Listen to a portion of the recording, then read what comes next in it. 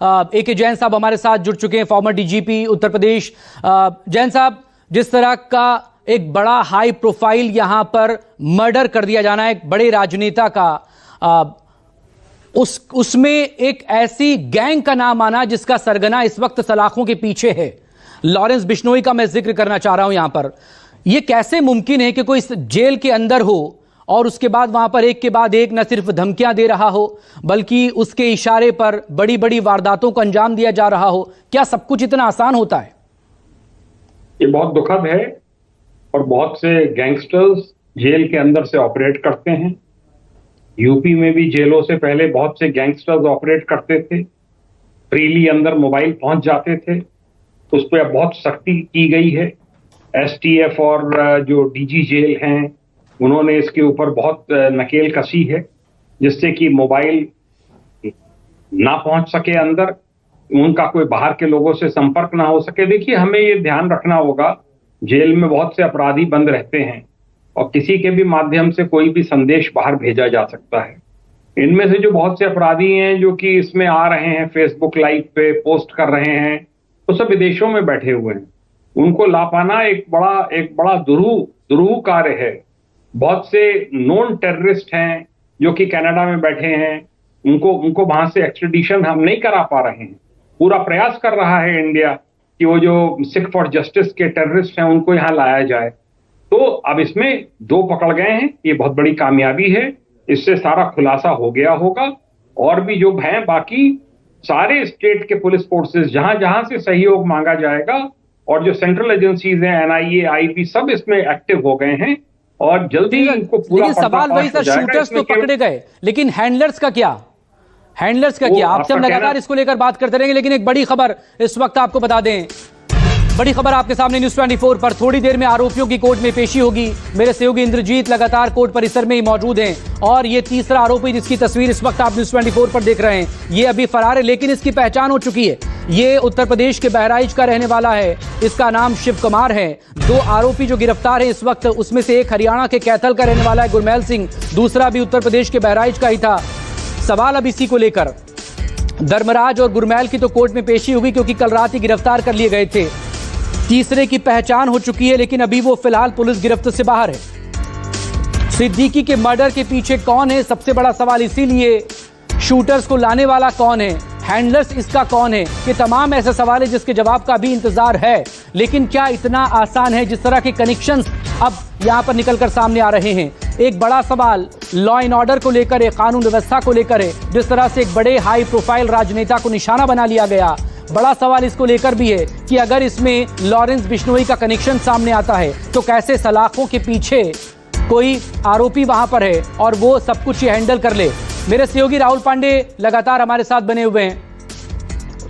इंद्रजीत से पहले बात करें थे। इंद्रजीत, कितना और वक्त लगेगा आरोपियों की पेशी में?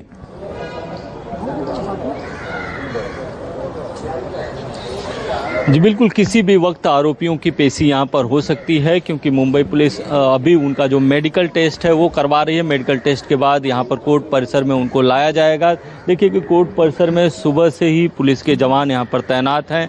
पुलिस की जो 2 गाड़ियाँ हैं कोर्ट परिसर में वो खड़ी हैं। इसके अलावा जहाँ पर मेडिकल चल रहा है वहाँ पर भारी पुलिस बंदोबस्त है। इसके बाद पुलिस उनकी कस्टडी लेगी और कस्टडी के बाद कुछ और भी खुलासे हो सकते हैं। कस्टडी के बाद पुलिस सख्ती से पूछताछ करेगी और जो आगे की कड़ियां हैं वो जोड़ेंगी।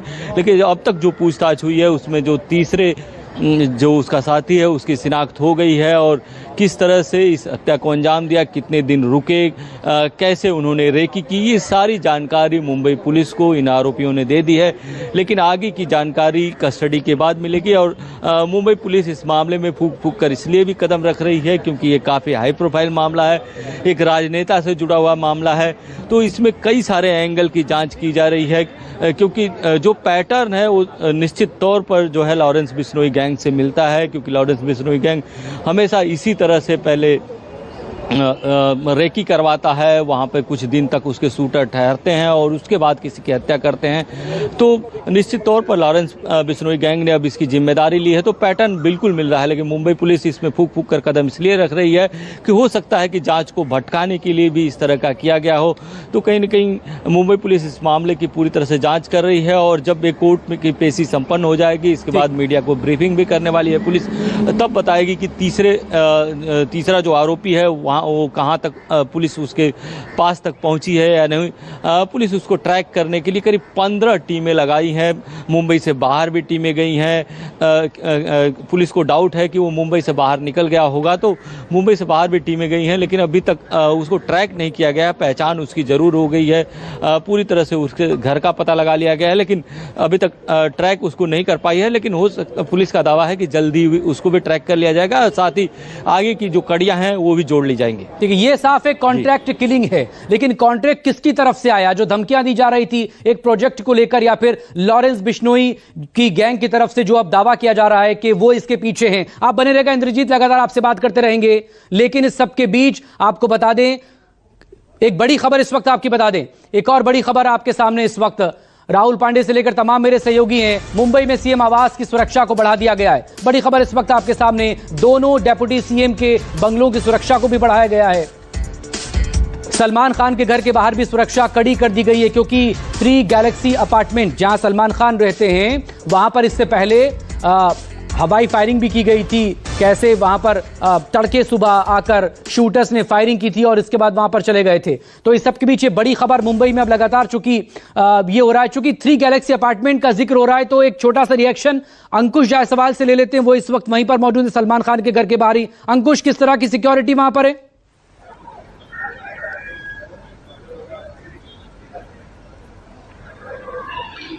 देखिए, अप्रैल महीने में जो सलमान के घर के बाहर फायरिंग हुई थी, उसके बाद ही सलमान की जो सिक्योरिटी उसे बीफ अप कर दिया था। लेकिन अब जो कल की शनिवार की रात की घटना है, उसके बाद मुंबई पुलिस और भी अलर्ट कर रही है। यहाँ पे आपको गेट पे दिखाई देगा, सलमान खान की सुरक्षा में निजी पुलिसकर्मी तो रहते, निजी उनके सुरक्षाकर्मी तो रहते ही है, साथ में पुलिस का एक अच्छा खासा गहरा भी रहता है। Y+ सिक्योरिटी सलमान खान को दी गई है। घर के बाहर हमेशा इस तरीके के जवान जो है, पुलिस के 36 जवान जो है पूरी तरीके से सुरक्षा में तैनात रहते हैं। 18 की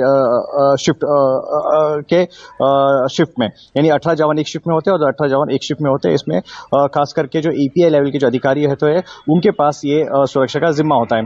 तो सलमान की सुरक्षा पहले से ही Y+ कैटेगरी में अपग्रेड की गई थी। उन्होंने जो आर्म्स लाइसेंस के लिए अप्लाई किया था, आवेदन किया था मुंबई पुलिस कमिश्नर को, उसे भी स्वीकार कर दिया गया था। यानी सलमान खान के पास अपने खुद का रिवॉल्वर भी है अपनी सेफ्टी के लिए, जब भी अपनी सेफ्टी के लिए। तो कुल मिलाकर सलमान खान की सिक्योरिटी पहले से बीफ अप की गई थी, यानी बढ़ाई गई थी सुरक्षा। और अब जब शनिवार की रात की घटना हुई है, क्योंकि अगर लॉरेंस बिश्नोई का अगर नाम इसमें सामने आ रहा है, तो कहीं ना कहीं हमेशा कई बार लॉरेंस बिश्नोई इस बात को कह चुका है कि सलमान खान को किसी भी कीमत पे छोड़ेंगे नहीं। और जो सलमान खान की जो उनके मददगार है, जो उनके काफी करीबी दोस्त है, उनको भी निशाना बनाएंगे। बाबा सिद्दीकी और सलमान खान की दोस्ती किसी से छुपी नहीं थी। सलमान खान अक्सर बाबा सिद्दीकी के इफ्तार पार्टी में जरूर जाते थे। एक वक्त ऐसा भी था जब सलमान खान और शाहरुख खान के बीच में काफी मनमुटाव हो गया था, दोनों सुपरस्टार एक दूसरे से बात नहीं करते थे। इसमें बाबा सिद्दीकी ने काफी अहम भूमिका निभाई थी। इफ्तार पार्टी के दिन दोनों के रिश्तों में जो बर्फ थी वो पिघल गई थी। तो बाबा सिद्दीकी ये कद रखते थे बॉलीवुड के जो सर्कल में, और खास करके खान परिवार से उनके काफी करीबी संबंध थे।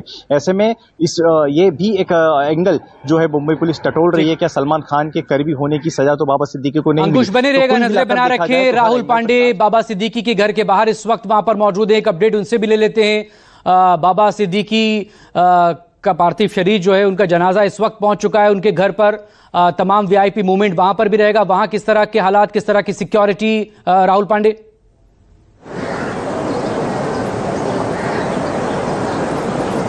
जी बिल्कुल मकसूद, कुछ ही समय पहले यहाँ पर बाबा सिद्दीकी का पार्थिव शरीर जो है कूपर अस्पताल से एम्बुलेंस के जरिए उनके घर पर लाया गया है। उनके घर के बाहर की ठीक तस्वीर आप देख सकते हैं, मकबा हाइट्स है। अब से कुछ ही मिनट पहले यहाँ पर कांग्रेस पार्टी की नेता जो रही प्रिया दत्त, वो बाबा सिद्दीकी के घर पर पहुंची हैं और लगातार यहाँ पर उनके पार्थिव शरीर के दर्शन जो है वो उनके चाहने वाले, उनके रिश्तेदार जो है वो इसी मकबा हाइट्स में उनका जो घर है, जहाँ पर उनका डेड बॉडी रखा है, वहां पर करने के लिए पहुंच रहे। सुरक्षा के पुख्ता इंतजाम जो है वो यहाँ पर पुलिस की ओर से किए गए हैं।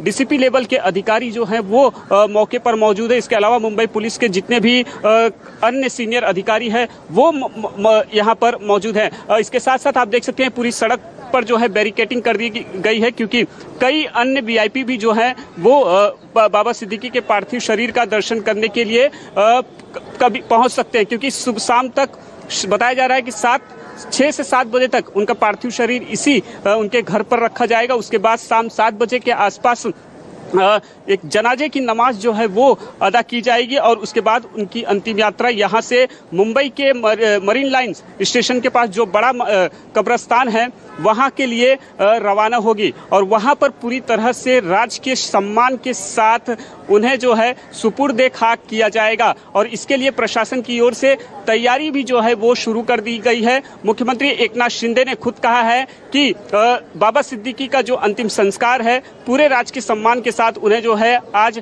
बड़ा कब्रिस्तान में सुपुर्द खाक किया जाएगा। फिलहाल आपको फिर एक बार हम तस्वीरें दिखा सकते हैं कि ये उनके घर के ठीक बाहर की सड़क है। आप किस तरह से यहाँ पर मीडिया का जमावड़ा है, घर के बाहर पुलिस के जवान जो है वो पूरी तरह से मुस्तैद है। दंगा नियंत्रण फोर्स को भी राइट्स कंट्रोल फोर्स को भी यहाँ पर तैनात किया गया है और बाबा सिद्दीकी के घर पर उनके चाहने वालों के पहुँचने का जो है सिलसिला शुरू हो चुका है। बाबा सिद्दीकी का पूरा परिवार इस वक्त यहाँ पर मौजूद है और उनके पार्थिव शरीर का दर्शन करने के लिए लोग जो है यहाँ पर पहुँच रहे हैं। किसी भी तरह की ज़्यादा भीड़ यहाँ पर इकट्ठा ना हो इसका ध्यान जो है पुलिस की ओर से बाकायदा रखा जा रहा है, क्योंकि लीलावती अस्पताल से जो तस्वीर कल सामने आई थी वो हैरान करने वाली थी, क्योंकि वहाँ पर हजारों के संख्या में उनके समर्थक जो है वो लीलावती अस्पताल के बाहर डट गए थे जब उनके हत्या की खबर जो है सामने आई। इसी को ध्यान में रखकर पुलिस ने उनके घर के बाहर जो सड़क है, मेन सड़क है, वहां पर चारों तरफ से बैरिकेटिंग लगा दी गई है और उनके घर के आसपास लोगों को जमा होने से भी पुलिस की टीम लगातार रोक रही है। जी मकसूद, क्योंकि लगातार वीआईपी मूवमेंट वहां पर रहेगा, बने रहेगा लगातार। Farmer DGP A K. जैन साहब इस वक्त हमारे साथ जुड़े हुए हैं। सर, ये जरा बताइए, क्या इतना आसान है, अगर चूंकि इसमें लॉरेंस बिश्नोई गैंग का कनेक्शन सामने आने की बात हो रही है, जेल के अंदर बैठकर ऑपरेट करना क्या इतना आसान है? आपको याद होगा इससे पहले मशहूर सिंगर सिद्धू मूसेवाला का किस तरह से सरेराह उनका कत्ल कर दिया गया था। क्या सब कुछ इतना आसान है कि आप सलाखों के पीछे भी रहें और गैंग को भी ऑपरेट कर लें? देखिए, कहीं ना कहीं तो लूप होल है ही जेल की सिक्योरिटी में। तिहाड़ जेल में हाई सिक्योरिटी बैरक में रखा जाता है, फिर भी अगर वहां से बाहर कोई ऑर्डर्स पहुंच रहे हैं कि फलाने को एक्सटॉर्शन थ्रेट देनी है, फलाने को पकड़ना है, फलाने की किडनैपिंग करनी है, इसका मर्डर करना है, तो ये इसमें कहीं ना कहीं खामियां तो हैं और उन खामियों को दूर किया भी जाना चाहिए, क्योंकि इसका एक बड़ा खराब एक संदेश पूरे देश में जाता है कि जेल से बैठकर हत्याएं कराई जा रही हैं। इसलिए इस पर ध्यान देने की आवश्यकता है और इसमें जो है वो सख्ती बरतनी होगी जेल स्टाफ को। और वहां पर मैं समझता हूं कि ऐसे लोग भी लगाए जाने चाहिए जो कि हर समय निगाह रखें कि भाई कौन किससे मिल रहा है, क्या बातें हो रही हैं, क्या हो रहा है। कोई जरूरी नहीं है इसमें लॉरेंस बिश्नोई गैंग ही हो, इसमें कोई प्रॉपर्टी डीलिंग को लेकर भी कोई बात हो सकती है।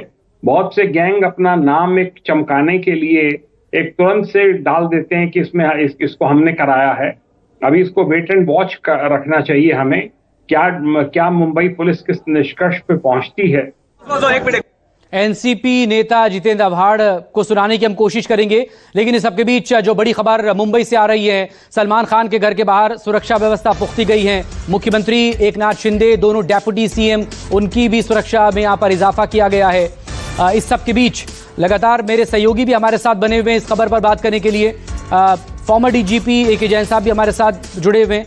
जैन साहब, आप प्लीज अपनी बात कंप्लीट करें। सवाल, अगर ये कनेक्शन लॉरेंस बिश्नोई वाला निकलकर सामने आ रहा है, वो जेल में बैठकर इंटरव्यू भी दे देता है वीडियो कॉल पर, वो जेल में बैठकर अपनी गैंग को ऑपरेट भी कर लेता है, तो फिर सवाल तो उठेंगे लॉ एंड ऑर्डर पर, सवाल उठेंगे। एक हाई प्रोफाइल राजनेता जो कि 3 बार का विधायक, 1 टर्म का मंत्री रहा हो, राज्य मंत्री, क्या इतना आसान है उसे निशाना बना लिया जाना?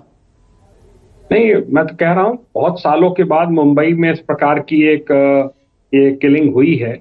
और मुंबई पुलिस और जो प्रदेश की और एजेंसीज हैं और अन्य प्रदेशों की एजेंसीज हैं और सेंट्रल गवर्नमेंट की एजेंसीज हैं, इसमें पूरा जोर लगाएंगी जिससे इस प्रकार की घटनाओं, देखिए महाराष्ट्र में चुनाव भी आने वाले समय में होने हैं और इस प्रकार की घटना घटित होना एक इनसिक्योरिटी पैदा करती है।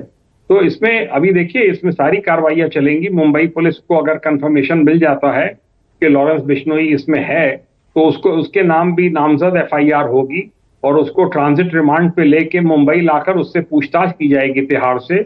और सारे तार जो हैं, किस पे कौन कौन बीच में इन्वॉल्व थे, कि 1 दर्जन लोग हैं, 1.5 दर्जन लोग हैं, कितने लोग हैं, कितने रैकी कर रहे थे, कितने एडवांस पार्टी में थे, कितने किलिंग पार्टी में थे, ये सब जो हैं ये सारी चीजें निकल के आएंगी और उन पर बड़ी सख्त कार्रवाई की भी जानी चाहिए। ये इस समय नेशनल इंटरेस्ट में है। क्योंकि सवाल इसी को लेकर है कि जेल के अंदर बैठा कोई शख्स कैसे ये पूरा गैंग चला रहा है। और मुंबई में बड़े दिनों बाद इस तरह का मामला सामने आया है। हालांकि इससे पहले सलमान खान के घर के बाहर जिस तरह की फायरिंग हुई थी तब सवाल जरूर उठ रहे थे। ठीक कह रहे हैं आप। सलमान खान से तो एक व्यक्तिगत उसका एक वो ब्लैक बक की हत्याओं को लेके और वो जो चिंकारा मारा था उसको लेके वो धमकी दे चुका है, क्योंकि वो वहीं का है, राजस्थान का बिश्नोई। तो वो एक पर्सनल है, वो तो बात समझ में आती है। पर बाबा सिद्दीकी से केवल इस बात पे बाबा सिद्दीकी का असैसिनेशन करा दिया जाए कि वो सलमान खान के करीब है, ये मेरे गले तले नहीं उतर रहा है। इसको जो है इसमें इसमें कोई या तो बहुत बड़ी लैंड डील है या इसमें बिश्नोई गैंग का हाथ हो सकता है या इसमें और भी माफिया इन्वॉल्व हो सकते हैं। आपको पता होगा मुंबई में पहले अंडरवर्ल्ड बड़ा एक्टिव था और वहां की क्राइम ब्रांच ने और पुलिस ने सब पूरा साफ कर दिया अंडरवर्ल्ड एक तरीके से। अब वो स्थिति नहीं है और ना पहले बिल्डर्स पे गोली चलती थी, फिल्म वालों पे गोली चलती थी, इंडस्ट्रियलिस्ट पे चलती थी, वो परिस्थिति नहीं है। इसको बतौर चैलेंज लिया जा रहा है। यूपी एसटीएफ भी इसमें पूरा सहयोग कर रही है और हरियाणा की पुलिस भी इसमें लगी हुई है। जहां जहां से जो सहयोग मांगा जाएगा गिरफ्तारियों में, इनके कौन कौन एसोसिएट्स हैं, कौन कौन इनके करीब हैं, कौन वहां रहते हैं, कहाँ हैं। अभी तो देखिए सर्विलांस से और कॉल डिटेल से और डिजिटल जब इंफॉर्मेशन पूरी कलेक्ट की जाएगी, एक एक बात पता चल जाएगी। इसमें कोई बात छुपने वाली नहीं है।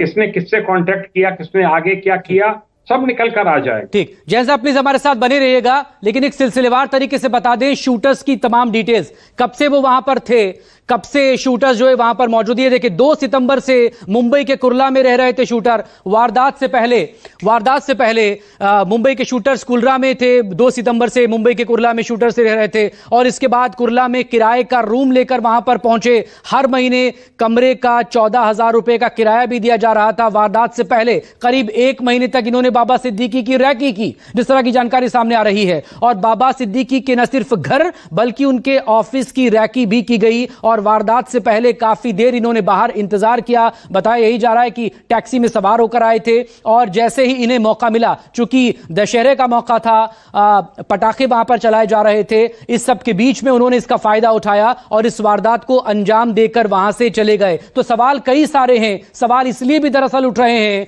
क्या इतना आसान है एक राजनेता, एक